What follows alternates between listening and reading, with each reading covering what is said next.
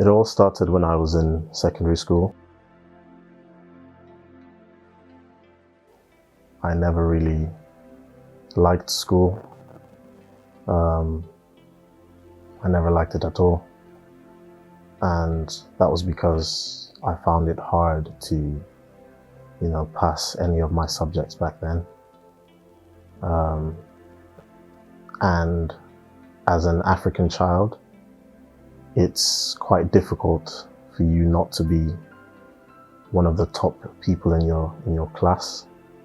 So yeah, it was very tough for me. And what was really challenging for me was the fact that I had to repeat my GSS 1 to GSS 3, which in the UK would be like year 7 to year 9.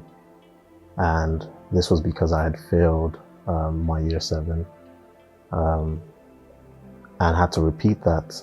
But once I got to year 9, I failed that and I had to repeat it. So then I had to change schools. And that was such a depressing time for me, going to a new school, having to do the same subjects over and over again.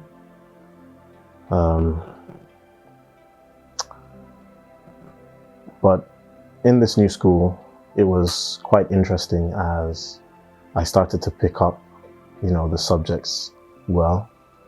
I was able to pass them, and I feel like maybe it was because, I was in a new environment and I was doing the same things that I had done previously. And upon successfully completing my secondary school, I gained admission into university, which I was really, really excited about. And things were going great at the start of university. But further down the line, I found out that I had failed 2 of my modules for my course. And that was really downheartening. I was trying to think of how I could tell my parents. And when I finally broke the news to them, they seemed really disappointed. And it's a really big thing for an African child when your parents can't say they're proud of you. So yeah, that was quite challenging.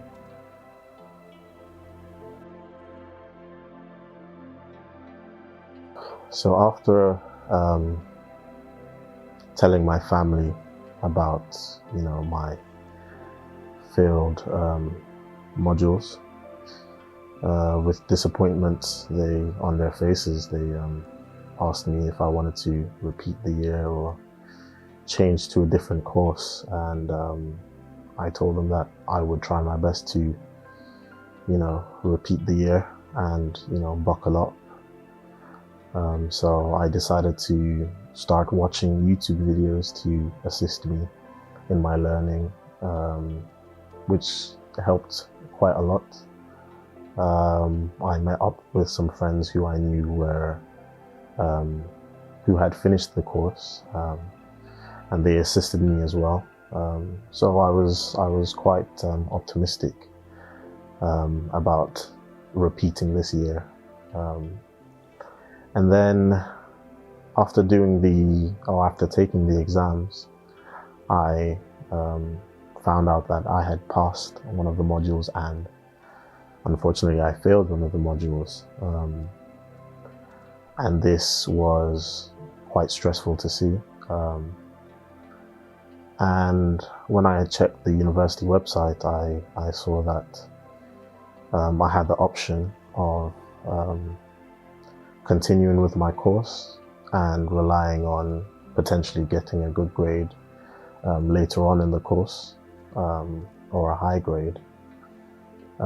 So I felt quite relaxed, after seeing that. It gave me sort of hope. But later on, so like a week or 2 later, I received an email saying that I was kicked out of the university. And literally that's when the depression kicked in.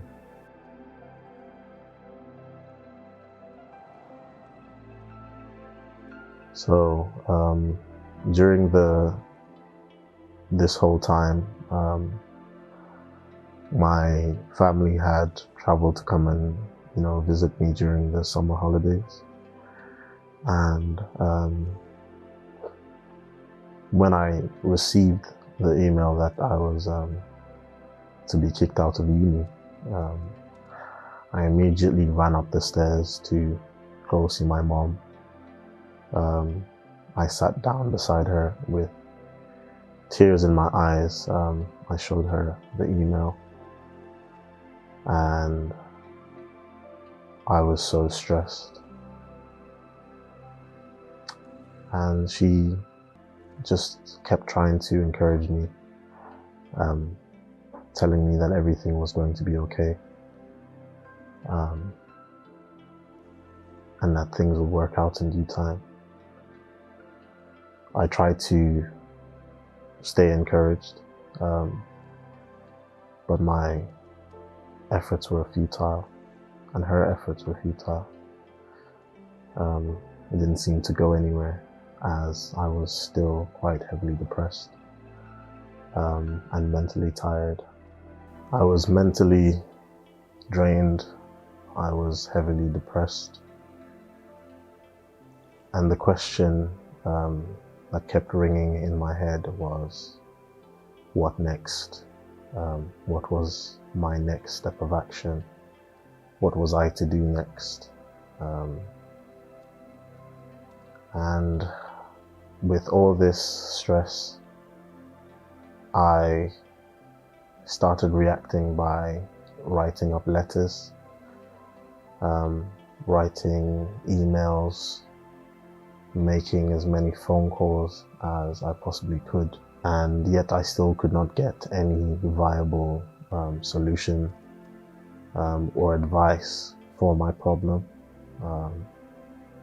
And I began to send emails to some of my lecturers. I had gone to meet some of them face to face, but they just told me that it was something I had to deal with the uni. So I decided to go to the student center and see if they could do anything about my situation, because I didn't feel like it was right for me to be kicked out of uni just like that, especially as an international student, which would mean I'd have to go back to my country. So I just couldn't cope with the fact that my parents had paid so much of university fees for me to study, and I just felt like I failed them, like I failed my family, and I failed myself, So basically from then on, I tried to appeal the case. I tried twice, actually, but to no avail. The responses I received each time I appealed was no. I had to be kicked out, So that drove me further into depression. I wasn't sure what to do next. My mother was just really upset, but as a mother, she was extremely worried for me. She was so afraid that she couldn't leave me to stay at night at my own place by myself, because she feared that I would do the worst to myself. And I guess that was quite possible, because as I went deeper into depression, I started having different thoughts. Thoughts like, why me? Why does it have to happen like this? And it's so sad, the fact that people don't consider how much pressure can affect students, for them to go into depression, especially African students, where our parents feel like education is the end all. The funny thing is, the holiday my family came to enjoy with me, they couldn't even enjoy it due to the whole situation, as the mood of everybody was dampened, and our plans, were basically ruined or put to a halt, as we had to try and find a way to solve this situation quickly and effectively. So yeah, I woke up one day and I started having different thoughts, even suicidal thoughts. I tried to relax that day by making myself a cup of coffee, just to sort of relax my mind. But that didn't really work, as I kept thinking to myself of others who were in the same course as myself and had been excelling, had been, passing all their modules. There's a typical African saying that, do your mates have two heads? Basically meaning that, we all have one brain each, and if other people are able to accomplish the same thing that you're doing, then why can't you? So that thought kept on weighing heavy on my mind, of my peers and how far they've gotten, and I just kept on reflecting on the situation that I was in. What got me even more stressed was the fact that I was thinking on how much, or by what minimal margin I had failed, which was just 2 marks. And it wasn't even for a compulsory module. So I felt like the university could have looked into my case even more, and considered the fact that it wasn't a compulsory module and it was only 2 marks that I failed by. Surely this wasn't enough for me to have been sent an email to be kicked out of uni.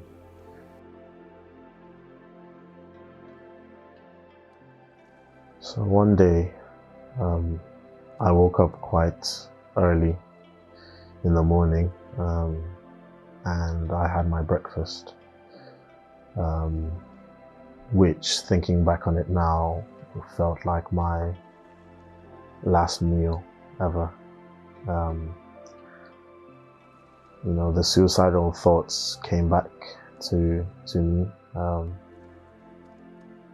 I had this thought of, going to the nearby bridge that was close to where I lived, to jump off it. And this thought explained that, I could just go to the bridge, wait for any of the oncoming cars from the motorway that was rushing down beneath the bridge, and I could just jump onto any car,